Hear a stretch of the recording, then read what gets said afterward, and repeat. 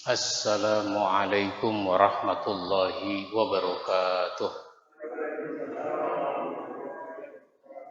Alhamdulillahi rabbil alamin. Alladzi arsala rasulahu bil huda wa dinil haq liyuzhirahu 'alad dini kullihi walau karihal kafirun. Asyhadu an la ilaha illallah wahdahu la syarikalah wa asyhadu anna Muhammadan abduhu wa rasuluh. Allahumma salli wa sallim wa barik ala nabiyyina Muhammadin wa ala alihi wa ashabihi ajma'in, amma ba'd. Jamaah sekalian yang saya hormati, marilah kita mulai kajian kita pada malam ini dengan membaca basmalah. Bismillahirrahmanirrahim. Pada malam ini kita lanjutkan belajar karakter dari Nabi Nuh alaihis salam. Kita sudah membahas ada 6 poin dan sekarang kita bahas yang ketujuh, yaitu tidak sedih adanya pembangkangan. Tugas para nabi adalah berdakwah. Yang menerima masuk Islam dan taat ada, tapi yang menolak, mengejek, membangkang hingga menjadi musuh para pendakwah, menjadi musuh nabi, menjadi musuh ulama, menjadi musuh para dai juga banyak. Bahkan sampai terjadi peperangan. Nabi Muhammad juga ngalami itu, sehingga pada Nabi Muhammad terjadi sekian banyak peperangan. Karena itu Nabi Nuh tidak perlu sedih atas sikap buruk umatnya. Di dalam surat Nuh ayat 36, maksudnya surat Hud, wa uhiya ila nuhin annahu lan yu'mina min qaumika illa man qad amana fala tabta'is bima kanu yaf'alun. Surat Hud ayat 36, surat 11. Dan diwahyukan kepada Nuh bahwasanya sekali-kali tidak akan beriman di antara kaummu kecuali orang yang telah beriman saja, yang memang mau beriman. Karena itu janganlah kamu bersedih hati tentang apa yang selalu mereka kerjakan. Jadi Nabi Nuh diingatkan jangan sedih kalau ada umatmu yang tidak mau beriman, ada umatmu yang mengejek, ada umatmu yang membangkang.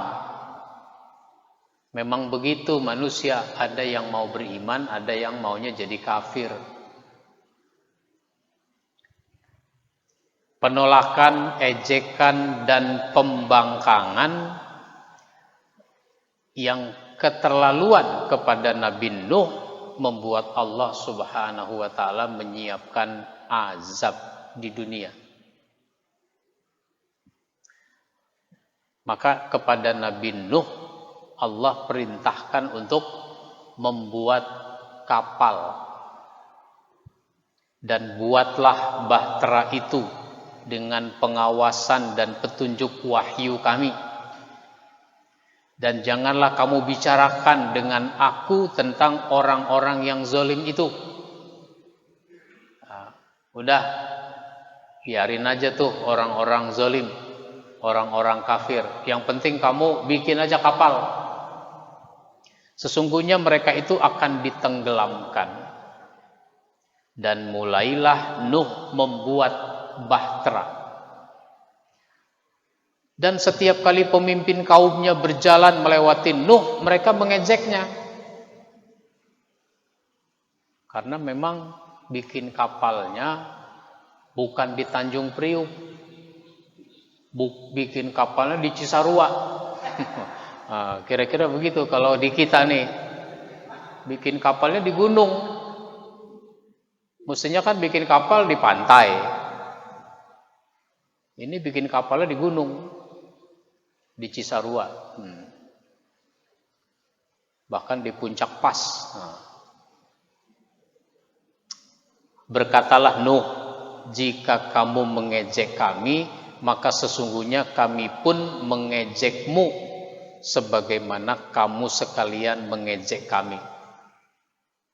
Kelak kamu akan mengetahui siapa yang akan ditimpa azab yang menghinakan, dan yang akan ditimpa azab yang kekal. Di dunia ditimpa dengan azab yang menghinakan. Di akhirat ada lagi azabnya yang kekal, yaitu azab neraka.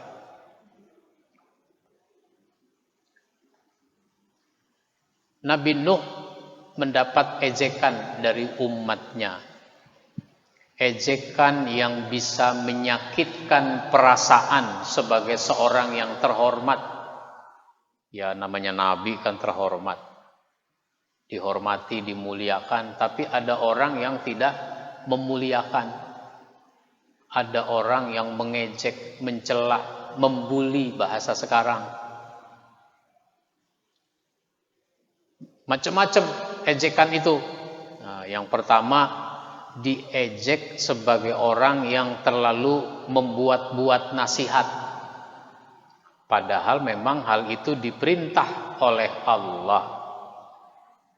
Allah berfirman, am yaqulu naftarahu qul iniftaraituhu fa'alayya ijrami wa ana bari'um mimma tujrimun. Malahan kaum Nuh berkata, dia cuma membuat-buat nasihat saja. Katakanlah, jika aku membuat-buat nasihat itu, maka hanya akulah yang memikul dosaku, dan aku berlepas diri dari dosa yang kamu perbuat. Ini di surat Hud ayat 35.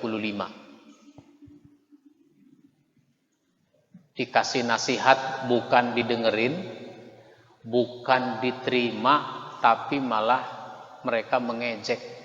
Ngarang-ngarang doang. Gitu. Kira-kira begitu kalau bahasa kita, ngarang-ngarang, terlalu dibuat-buat. Orang suka membalikkan nasihat itu. Padahal salah satu kebutuhan manusia agar hidupnya berkualitas itu adalah mendapatkan nasihat. Nasihat itu kita butuhkan. Maka yang menyadari betapa nasihat itu dibutuhkan, itu dia tidak nunggu dapat nasihat, tapi aktif minta nasihat, mencari nasihat. Kalau sekarang kan nasihat bisa kita cari. Ada buku-buku yang ditulis oleh ulama isinya nasihat. Ada Imam Nawawi Al-Bantani nulis buku Nasaihul Ibad, nasihat-nasihat untuk seorang hamba. Saya nulis juga buku 200 nasihat untuk kita. 200 nasihat. Dulu sahabat-sahabat datang menemui Nabi, minta nasihat. Jadi tidak nunggu Nabi menyampaikan nasihat, tapi sahabat aktif minta nasihat. Ya Rasul, berikan aku nasihat yang dengan nasihat itu rasanya udah cukup buat aku ini, nggak nanya-nanya lagi. Nah, Nabi kasih nasihat. Qul, katakan, amantu billah, aku beriman kepada Allah. Summastaqim, kemudian istiqomahlah dalam keimanan. Lah ini umatnya Nabi Nuh dikasih nasihat malah dibilang terlalu dibuat-buat. ngarang-ngarang. Yang kedua, Nabi Nuh itu diejek sebagai orang yang aneh karena membuat kapal itu di gunung. Bagaimana mungkin nanti membawanya ke laut? Karena kapal itu di laut. Kalau bikinnya di gunung, gimana kalau udah jadi? Maka di dalam ayat 38 surat Hud itu dikatakan, dan mulailah Nuh membuat bahtera. Dan setiap kali pemimpin kaumnya berjalan melewati Nuh, mereka mengejeknya. Berkatalah Nuh, jika kamu mengejek kami, maka sesungguhnya kami pun mengejek kamu, sebagaimana kamu sekalian mengejek kami. Nanti ada waktunya ejekan itu terbalas. Jadi seorang pemimpin, seorang pendakwah, dia jangan kalah dengan ejekan-ejekan. Jalan terus berjuang itu. Ini kan kadang-kadang orang tidak siap mental untuk diejek. Ya kalau orang dalam jalan yang benar, ada orang mengejek, menghina, mencela, biar aja.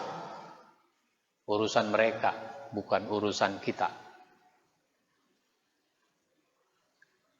Sebagian mufassir berpendapat bahwa yang dimaksud dengan ejekan balasan dari Nuh adalah azab di dunia yang akan menimpa kaumnya, sehingga ia tidak akan mempedulikan mereka lagi.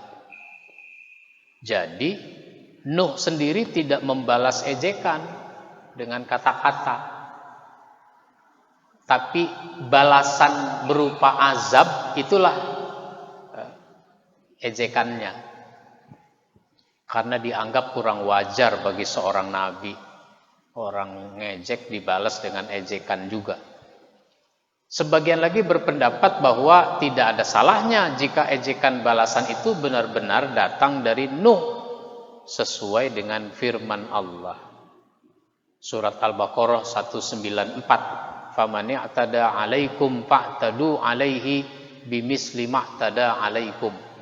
Barang siapa menyerang kamu, maka seranglah dia setimpal dengan serangannya terhadap kamu. Serangan itu kan ada secara fisik, ada juga dengan kata-kata, ada dengan opini. Jadi kalau mau dibalas, balas yang proporsional, yang sesuai. Nah, ini Nabi Nuh diejek. Yang ketiga, Nabi Nuh itu diancam dengan ancaman rajam, sehingga Nabi Nuh hanya cukup mengeluhkannya kepada Allah Subhanahu wa taala dalam doanya. Surat Al-Baqarah, surat Asy-Syu'ara ayat 116 117. Qalu la illam tantahi ya Nuhu latakunanna minal marjumin. Qala rabbi inna qaumi kadzabun.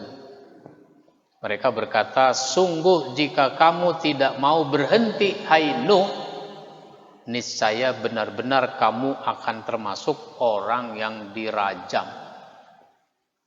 Mau berhenti nggak berdakwah? Kalau nggak berhenti, wah, kamu tuh termasuk orang yang mau dirajam.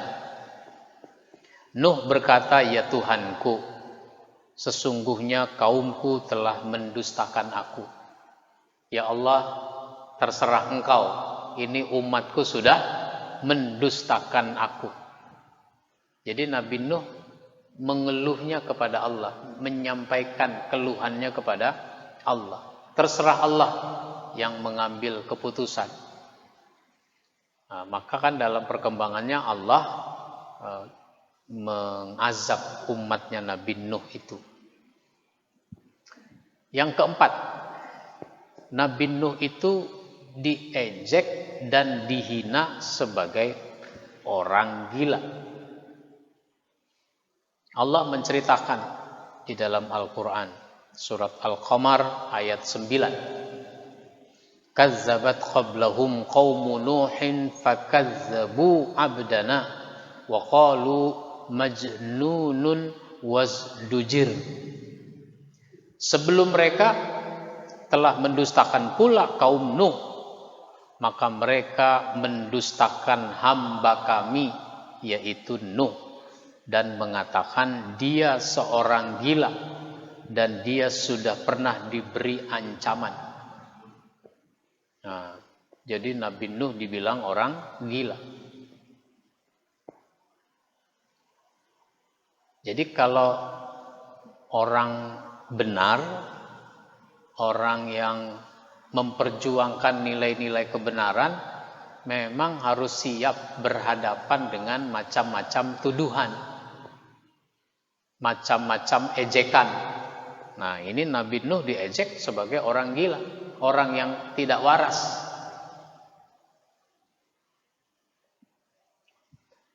Diejek yang kelima dengan tidak mau didengar ucapannya, sehingga mereka menutup telinganya. Ya, nggak mau dengar, maksudnya begitu.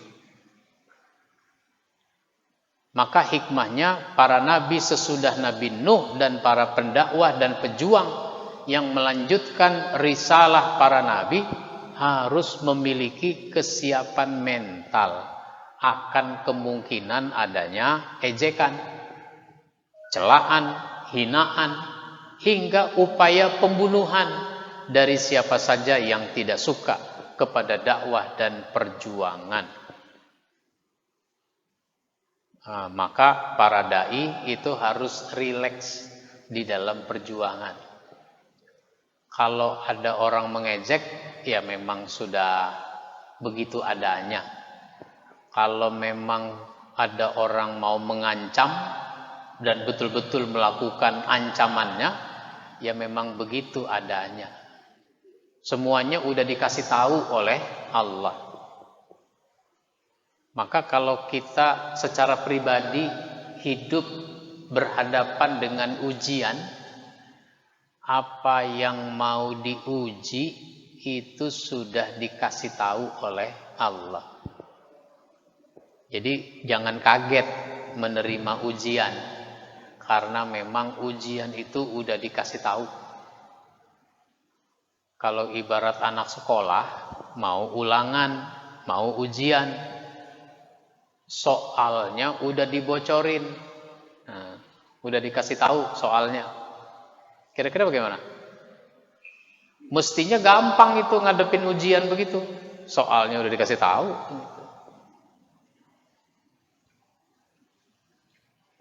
Bahkan dulu dosen ngasih soal itu dibilang oleh dosen boleh buka buku. Pernah nggak ngalamin begitu? Boleh buka buku. Karena dosen bukan mau menerima jawaban yang dari buku. Mau buka buku silahkan. Yang dosen mau nilai pikirannya, bukan yang ada di dalam teksnya. Cuma mahasiswa udah senang aja tuh boleh buka buku, padahal dia disuruh mikir sebenarnya, disuruh mikir dari apa yang ada di buku. Begitu. Jadi hidup kita tuh begitu. Wala nabluwannakum bisyai'im minal khauf wal ju' wa naqsim minal amwal wal anfus was samarat basyiris sabirin. Kami akan uji kamu. Jadi Allah bilang akan uji kamu dengan sesuatu dari ketakutan, dari rasa takut. Minal khauf, rasa takut. Ada nggak rasa takut pada diri kita? Itu ada. Itu namanya ujian. Takut macam-macam. sesuai dengan apa yang ada pada kita. Kalau yang punya jabatan takut jabatannya berakhir. Kalau yang punya harta takut kalau hartanya berkurang. Ada rasa takut. Yang hidup takut kalau mati dan seterusnya. Waljo, rasa lapar. Itu diuji dengan rasa lapar. Kebutuhan perut, kebutuhan makan. Maka kalau kamu punya kebutuhan makan, minum, ya silahkan cari yang halal. Kalau nyari yang tidak halal, itu namanya nggak lulus ujian.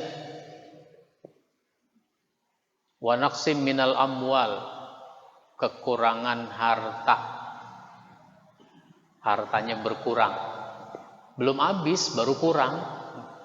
Baru kurang aja dia udah gelisah.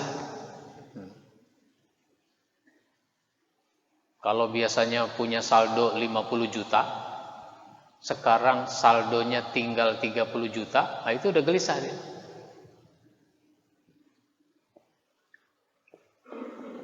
Biasanya memang kita kalau punya harta juga nggak tenang. Kalau punya harta nggak tenang.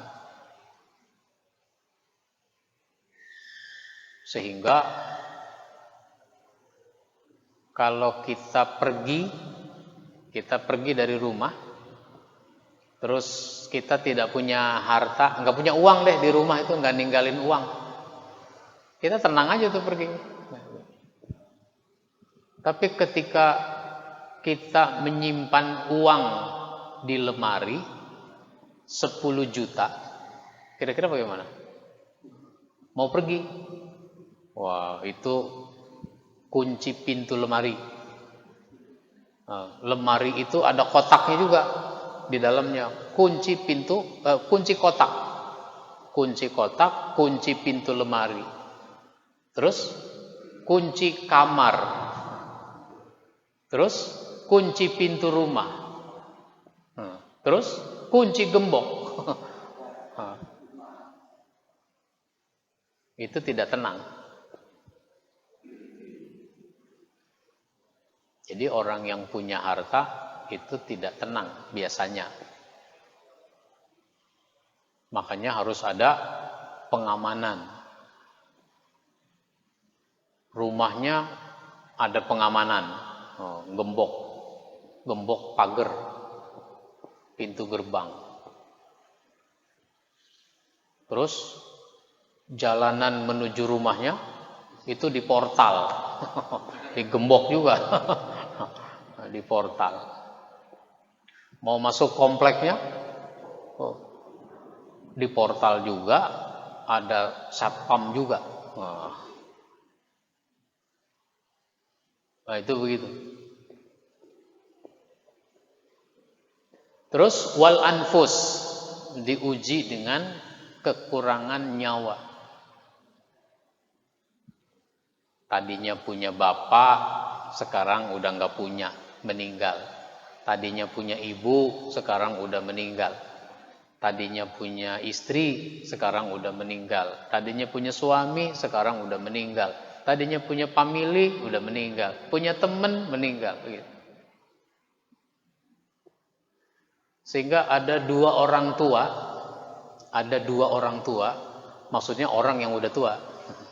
Dia ngobrol berdua. Kita ini sekampung, yang tua tinggal kita doang. Gitu. Yang tua tinggal kita doang berdua. Si Anu udah mati, si Anu udah mati, kawan kita udah mati, dan seterusnya. Ada kerinduan dia kepada saudaranya, kepada temannya, kepada gurunya. Ya emang udah mati. Wassamarat, kekurangan buah-buahan. Orang suka makan buah. Buah-buahnya berkurang.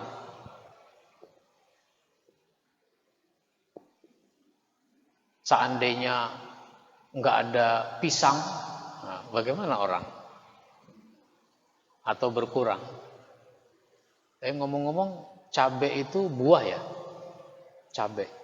Kalau nggak ada cabai, kira-kira bagaimana? Meskipun cabai masuk kelompok sayuran ya, tapi sebenarnya dia buah juga. Makanya ditanya, pohon cabai lu udah berbuah apa belum? Gitu. Jadi cabai itu buah. Coba kalau nggak ada cabai. Cabai ada, harganya lebih mahal dari daging. Itu kira-kira bagaimana? Kan pernah. Kalau jadi orang Padang, terus nggak ada cabai, kira-kira bagaimana? Nggak ada rendang nanti. Nah ini. Jadi Nabi Nuh diuji dengan ejekan-ejekan dari umatnya. Yang semuanya harus dihadapi dengan tenang, dengan rileks. Yang kesembilan, Nabi Nuh terus mengajak. Ya, Nabi Nuh terus mengajak. Jadi meskipun umatnya nggak mau, Nabi Nuh udah tunjukkan kesabaran menghadapi semua itu, Nabi Nuh terus saja mengajak karena tugasnya adalah mengajak. Orang mau taat, mau tidak, mau terima, mau tidak, itu urusan mereka. Kalau ibarat pengurus masjid itu yang penting mengadakan program. Orang mau ikut mau tidak, ya itu urusan orang-orang. Kenapa nggak ikut pengajian? Emangnya di masjid saya ada pengajian? Oh, gitu. Ya karena nggak ada. Kenapa nggak ikut pengajian? Saya sibuk. Di masjid ada? Ada. Nah, gitu. Saya sibuk. Saya pergi dan seterusnya. Jadi jawabannya bukan nggak ada. Dianya punya alasan sendiri-sendiri. Tugas seorang nabi adalah menyampaikan ajaran dari Allah Subhanahu wa taala. Nabi Nuh terus saja mengajak sampai batas akhir waktu. Baik akhir waktu kehidupannya maupun kehidupan umatnya. Karenanya dakwah tidak boleh berhenti kecuali setelah kematian datang. Jadi kalau orang berdakwah terus saja sampai Allah yang menghentikannya. Saya nggak mau lagi dakwah, emang kenapa? Saya ceramah nggak ada yang mau dengerin. Ya mau didengerin mau enggak, terus saja dakwah. Kalau dakwahnya di radio, emang dia tahu ada yang dengerin? Dia husnuzan aja. Dia menganggap ada yang mendengarkannya. Kalau dia ceramah di TV, emang dia tahu ada yang nonton? Ya terus saja. Kalau di YouTube, itu kelihatan ada berapa orang yang sudah menyaksikan. Tapi belum tentu juga dia menyaksikan sampai selesai. Baru buka 3 menit, dia berhenti, udah. Tapi kan datanya udah masuk bahwa ini dia sudah membuka ini.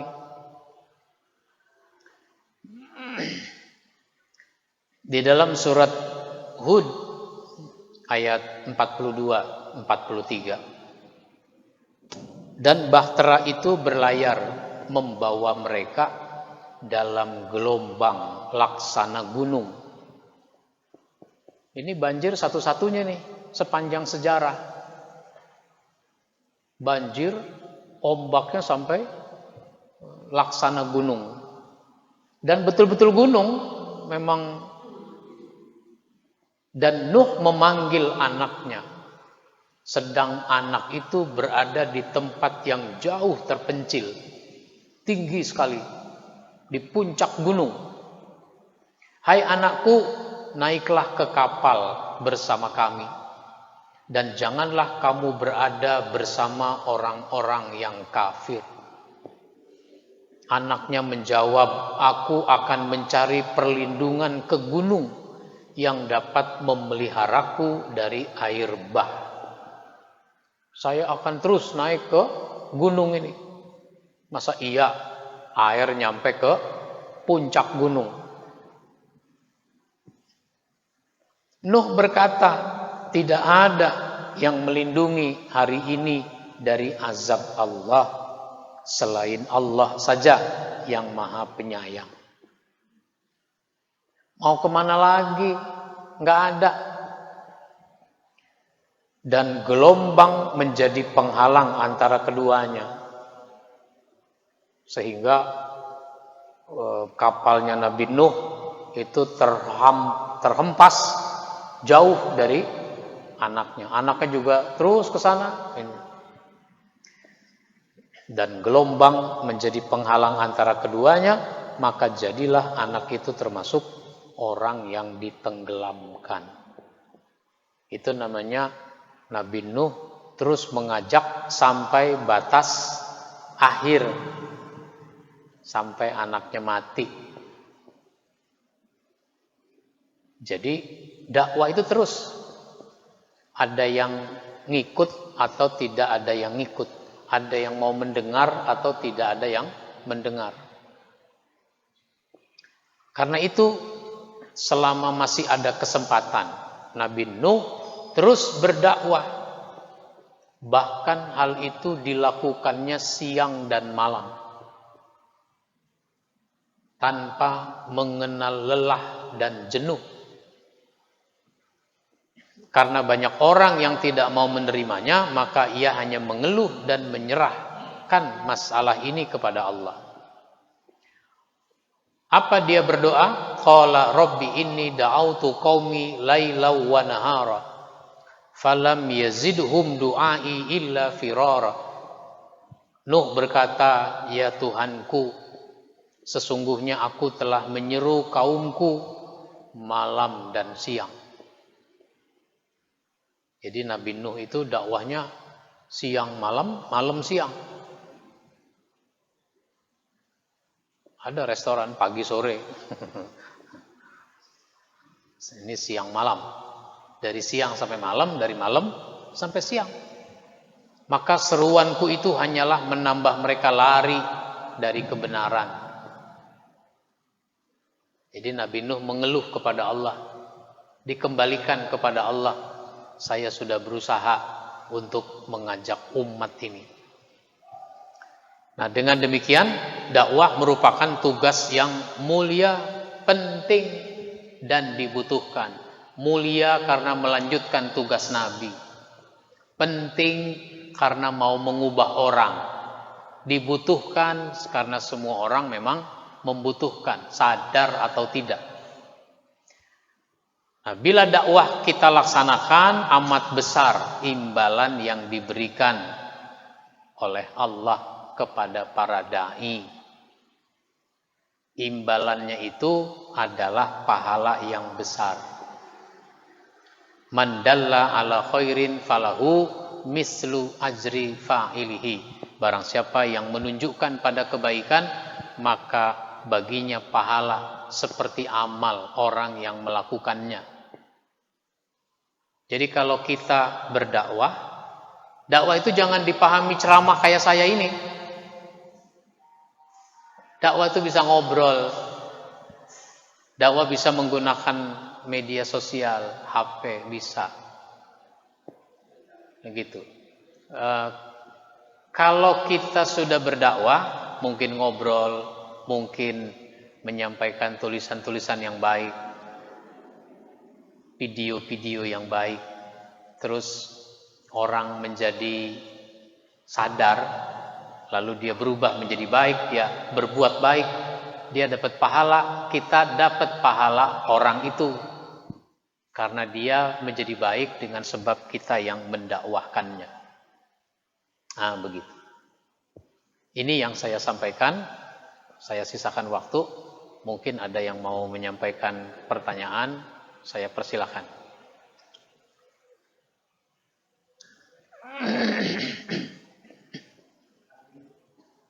Assalamualaikum warahmatullahi wabarakatuh. Saya menyampaikan pertama salam dulu Pak Ustaz.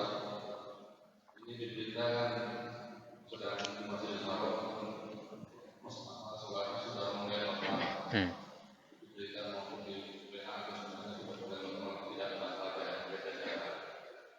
Jadi sekarang saya dengan DKM Masjid Al-Haram ini, kalau bisa sholatnya kembali lagi ke sholatnya rakaat. Tapi tidak usah digelar, yang mungkin jemaahnya memakai sejadah masing-masing dan memakai masker, tetap prokes. Karena corona sudah menurun, juga sudah banyak yang divaksin. Jadi sampai kapan kalau sholat kayak ini? Gitu. Pertanyaan saya, sampai kapan kita sholat akan jaga jarak terus ini? Pertanyaan saya seperti itu. Terus yang kedua, nanya ke saya atau nanya ke pengurus? Baik. Terus yang kedua, perbedaannya apa? Perbedaannya ustadz yang sunnah wal jamaah dengan ustadz yang ahli bid'ah. Perbedaannya itu biar kita tidak terkena subhatnya. Kadang-kadang saya kalau nonton di YouTube nonton dengan ustadz yang sunnah wal jamaah yang jalan sunnah itu dengan mengikuti ustadz yang ahli bid'ah. Karena kita terkena subhat. Ya. Ilmunya kajiannya itu adalah proses. Terima kasih. Baik. Ya, kalau sekarang di negeri kita PPKM-nya pakai level. Level 1, level 2, level 3, level 4. Kalau gue mah kagak level, gue mah. Lu mah kagak level. Nah, sekarang tinggal dibuka lagi petanya. Daerah kita ini levelnya sudah mana? Kalau sudah level 1 misalnya, apalagi ada yang ngasih informasi di kelurahan kita ini, maksudnya bukan di sini, di sana, kelurahan sana. Di kelurahan kita ini sudah hijau, gitu. Sudah hijau, meskipun nggak nanam pohon ya. Nah, jadi kalau sudah hijau ya sudah kembali. Nah, MUI juga sudah ngasih masukan sesuai dengan fatwa. Kalau sudah hijau sudah balik lagi dengan tetap menjaga kewaspadaan. Begitu. Tinggal nanti pengurus yang memutuskan mau dikembalikan lagi apa tidak. Ya, saya mengusulkan dikembalikan lagi karena situasinya sudah memungkinkan. Yang kedua, ada istilah ustadz sunnah, ustadz bid'ah. Itu klaim-klaim yang tidak bagus, klaim-klaim yang tidak baik, karena seolah-olah cuma dia yang sesuai dengan sunnah, yang lain diponis, dicap sebagai bid'ah hanya karena mengadakan maulid misalnya. Maulid itu kan aktivitas dakwah, memanfaatkan momentum karena orang masih banyak yang belum doyan ngaji, tapi kalau menghadiri maulid senang, makanya disampaikan pesan-pesan dakwah. Begitu. Cuma karena katanya nggak ada contohnya, ya, nggak ada dalilnya, akhirnya jadi dibilang bid'ah misalnya. Menurut saya tidak sekaku itu. Tapi ya nggak semuanya harus pakai dalil yang letterlek gitu. Karena dalil itu ada teksnya, ada konteksnya. Ada saat Nabi tidak mau melakukan sesuatu, tapi bukan tidak boleh. Nabi yang tidak mau. Kalau Nabi enggak melakukan, bukan berarti tidak boleh kita lakukan. Tergantung masalahnya. Nah, seperti dulu Nabi tidak mau menyolatkan orang yang masih punya hutang, jenazah yang masih punya hutang. Nabi nggak mau menyolatkan, tapi Nabi nyuruh sahabat, kalian saja yang menyolatkan. Meskipun akhirnya Nabi menyolatkan. Kenapa? Ada yang membayar utangnya, menanggung utangnya. Jadi prinsipnya yang harus kita ambil, prinsipnya. Nabi itu prinsipnya kalau makan, makan yang halal. Itu prinsipnya, makan yang halal. Bukan apa yang dimakan. Nah, bukan apa yang dimakan. Makan apa, Pak? Makan rendang. Hah? Rendang? Emangnya Nabi makan rendang? Ini makan apa? Makan kecapi. Apalagi kecapi. Nabi mah korma yang dimakan, kecapi lu makan. Masalahnya kecapi itu halal apa tidak? Rendang itu halal apa tidak? Gitu. Cuma kan masalahnya aktivitas aktivitas dakwah dia pandang sebagai aktivitas peribadatan. Nah, Maulid itu bukan peribadatan. Jadi kalau orang mau bikin maulid silakan, itu aktivitas dakwah, bukan peribadatan. Kenapa mesti ada yang berdiri? Nah, lagi baca Barzanji, terus ada berdiri. Terus apa? Ya kalau nyanyi lagu Indonesia Raya ada yang duduk apa enggak? Tergantung muatan. Malah nyanyi Indonesia Raya disuruh berdiri. Hadirin harap berdiri. Baik. Karenanya tidak perlu memperdebatkan hal-hal yang tidak perlu diperdebatkan. Tapi beda pendapat itu menarik untuk dipelajari, tidak menarik untuk diributkan. Apalagi buat klaim-klaim. Akhirnya nanti dia doang yang masuk surga itu. Begitu ya. Ada lagi? Ya. Mana?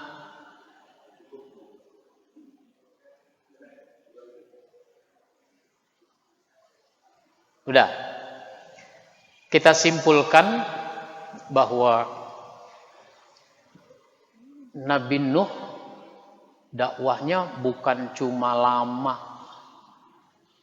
tapi dakwahnya juga berat menghadapi umat yang luar biasa penentangannya.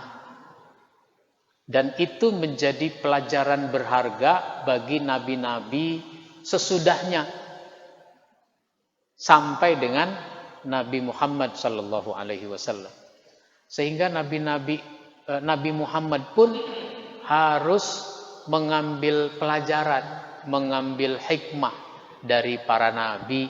Makanya ini diceritakan di dalam Al-Quran. Pelajaran buat Nabi Muhammad. Begitu juga dengan penerus-penerus umat Nabi Muhammad, penerus-penerus dakwah Nabi Muhammad. Ini juga akan berhadapan dengan kendala, berhadapan dengan kesulitan-kesulitan. Nah, kuncinya harus siap mental. Orang dalam bidang apapun harus siap mental. Karena ada situasi yang tidak menyenangkan, yang kadang-kadang itu tidak dibayangkan. Nggak kebayang kalau bakal begitu. Nah, itu harus siap mental makanya. Nah, terus hadapi situasi yang menyenangkan atau tidak menyenangkan dengan perasaan yang rileks. Nah, maka Nabi Muhammad pun diingatkan untuk rileks. Kenapa? Innama anta nazir. Sesungguhnya engkau pemberi peringatan. Tugas kamu ngasih peringatan. Nah, begitu. Baik, insya Allah nanti kita sambung lagi tentang Nabi Nuh ini. Memang poin-poinnya masih ada beberapa. Kita cukupkan dengan baca hamdalah. Alhamdulillahirabbil alamin. Wassalamualaikum warahmatullahi wabarakatuh.